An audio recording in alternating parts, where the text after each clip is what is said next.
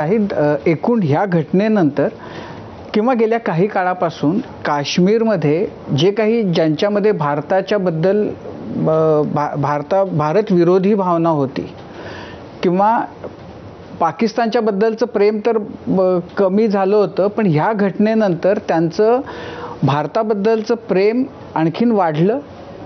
Sir, मी पहिले हे clear करतो की भारताबद्दल राग नव्हता, कोणाला देशाबद्दल राग नव्हता. मी गेल्या किती वर्षापासून सांगतोय, बरेचदा सांगतोय, राग होता सिस्टम बद्दल, राग देशाबद्दल नव्हता कोणाचे. अजूनही आजही तुम्ही बघताय सर, आजही देशाबद्दल नाही. पण जेव्हा असं आहे की असे खूप पर्यटक सांगतात ना, जेव्हा लोक जातात तिथं तेव्हा अनेकदा स्थानिक जे काही अगदी शिकारावाला दुकानदार हे सुद्धा की तुमचा इंडिया असं म्हणतात. तर असे अनुभव लोकांना आलेले आहेत. त्यामुळं तर तिथं असा एक वर्ग आहे की ज्याला आपण भारतात राहावं असं वाटत नाही. त्यातला एक वर्ग असा होता की ज्याला पाकिस्तानमध्ये जावं असं वाटायचं, पण आता त्यांना पाकिस्तानचं जे काही झाले बघून त्यांनी पाकिस्तानचा नाद सोडून दिला. पण मग ते आझादीच्या गोष्टी करत होते.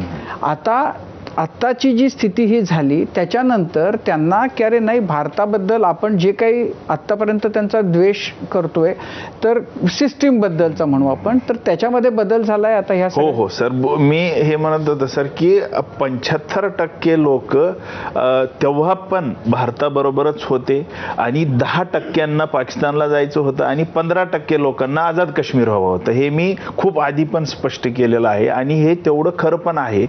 आणि काय झालंय सर, आत्ता जे हे 15% होते हे 10% होते, ते पण आत्ता आपल्या त्यांनी विचारधारा बदलली होती, ते जवळ आले होते. ते एवढं करायला आम्ही एवढे वर्ष मेहनत केली, एवढं लोकांना जवळ आणलं. एक माणुसकीच्या लेवलनी जे काम चालू होतं आणि लोक जे तिथं जात होते काश्मीरमध्ये, तिकडे फिरायला जात होते, लोकांशी बोलत होते, हा जो एक संवाद चालू झाला होता सर, गव्हर्नमेंटच्या लेवलनी सिस्टीमच्या लेवलनी सोडून द्या सर, पण माणुसकीच्या लेवलनी जो झाला होता त्यांनी खूप मोठ्या लेवलवरती ह्याच्यात बदल केला होता सर. आणि हा बदल आत्ता ह्या घटनेनंतर काश्मीरमध्ये 2 दिवस काश्मीर बंद राहणं हा मुद्दा नाही आहे सर. टुरिस्ट आले, मग त्यांचं हे झालं, मग ते, आणि अशा घटना घडल्यानंतर टुरिस्ट येणार पण नाही, कारण सर कोणाला फिरावं पण वाटणार नाही.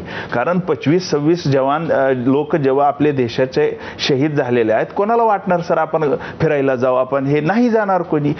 पण तेव्हा आमचं टार्गेट काय होतं की जे लोक तिथं होते, जे लोक त्यांना त्यांची जी माणूस ती घाबरलेले होते, ते त्रास झालं होतं, ते त्रास त्यांच्याकडनं काढून घेऊन त्यांच्याशी बोलणं, संवाद साधणं की काश्मीरी लोक आपके साथ है, काश्मीरी लोकल जनता तुमच्या बरोबर आहे, आम्ही तुमच्या बरोबर आहोत. हा जो एक फेज होता 2-3 दिवसाचा, हा खूप गरजेचा होता त्या टायमाला. आता आम्ही कोणाला म्हटलं तुम्ही जावा फिरायला, नाही, हे चुकीचं आहे. कसं जाणार फिरायला?